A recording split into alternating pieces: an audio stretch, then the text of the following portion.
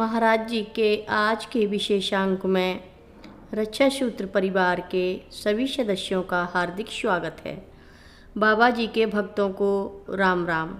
धीरे धीरे समय बदला, फिर से प्रकृति ने करवट ली। प्रार्थनाओं और उम्मीदों के बादल झमाझम बरसे और फिर सूखी पत्थर सी हो गई जमीन पर वर्षा ने अपना खोया प्यार जैसे फिर से बरसा दिया। मृत प्राय जीवन फिर उम्मीद से भर गए। प्रकृति का सुगम सानिध्य पाकर फसल भी खिल उठी। जीवन को फिर पूर्ववत होने में भी बहुत समय लगा। फिर भी जो जीवन संघर्ष में विजयी हुआ, उसने आगे की जीवन यात्रा आरंभ की। रामबाई ने यहीं इसी स्थान पर अनाथ बच्चों के लालन पालन का जो बीड़ा उठाया, वह सकारात्मक परिस्थितियों में और भी पल्लवित होने लगा। नगर गांव के धनाढ्य परिवारों से श्रद्धापूर्वक सहायता मदद भी मिलने लगी और तालाब के किनारे छोटा सा यह पुराना घर अब रामबाई का आश्रम हो गया, जहां अनाथ बच्चों के संरक्षण का उत्तरदायित्व रामबाई के वात्सल्यपूर्ण कर्तव्यों से संचालित होता था। धीरे धीरे जन सहायता व अपने कठोर परिश्रम से रामबाई ने आश्रम में बच्चों को आध्यात्मिक ज्ञान व शिक्षा देने का प्रबंध भी कर लिया।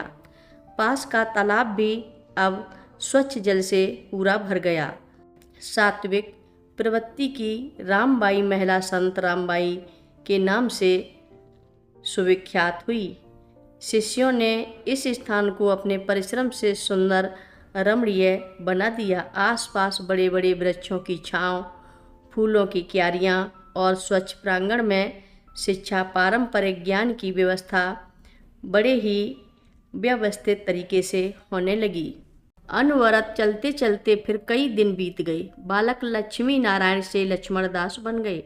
बालक ने साधना की अग्नि परीक्षा में स्वयं को झोंक कर आध्यात्मिक डगर पर नवीन यात्रा आरंभ कर दी। दिन की चिलचिलाती धूप, पथरीली राहें, भोजन पानी का कोई ठिकाना नहीं। फिर भी बालक के कोमल पैर दृढ़ विश्वास से बढ़ते जा रहे थे। मन में प्रभु श्री हनुमान जी के प्रति दृढ़ विश्वास की अलख भय व निराशा के अंधकार को प्रभावी होने ही नहीं देते थे। भूख से कुम्हला सा गया चेहरा अपने अंतर्मन के संकल्प को बाहरी विषमताओं से पराजित होने नहीं देते थे। मार्ग की सम विषम परिस्थितियां जीवन में नित नए अध्याय जोड़ते जा रहे थे। मान अपमान से परे अभाव में कुछ पूर्वक परिस्थितियों को स्वीकार करना अब आदत बनने लगी थी। आराध्य प्रभु श्री हनुमान जी के प्रति पूर्ण विश्वास का संबल हर चुनौती व संघर्ष में संबल बनकर हौसला बढ़ाता था। कभी कभी अचानक ही अपरिचितों से मिली आत्मीयता, प्रेम पाकर ऐसा लगता जैसे माँ का प्यार, दुलार प्रभु की कृपा बनकर बरस रहा हो। थक कर जहाँ नींद गई वहीं माँ की गोद महसूस होने लगती थी, जिसे समय की संघर्षपूर्ण भट्टी में तपना हो, सब्र के बांध को अपनी श्वासों में बांधना हो या फिर नित्य नए कटु अनुभवों के कटीले मार्ग से गुजरना हो। उसके लिए क्या मान अपमान, क्या अपना पराया और क्या सुख दुख, हानि लाभ की हर सोच से परे। तब व्यक्तिगत व सोच का दायरा बहुत ऊपर उठ जाता है।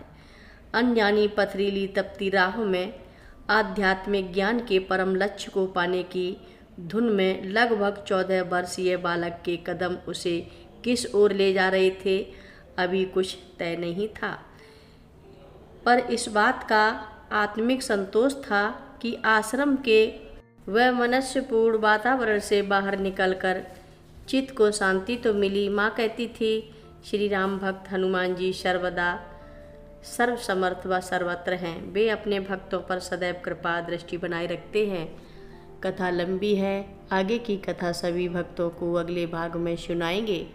हर रोज़ महाराज जी की कथाएं सुनने के लिए सभी भक्तों का धन्यवाद। सभी भक्त रक्षा सूत्र चैनल को सब्सक्राइब करें, शेयर करें, लाइक करें, घंटी बजाना ना भूलें।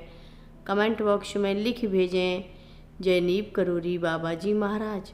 सभी भक्त मिलकर बोलो नीव करोरी बाबा जी महाराज की जय जय बोलो, सिद्धि माता की जय जय बोलो, जय श्री राम बोलो।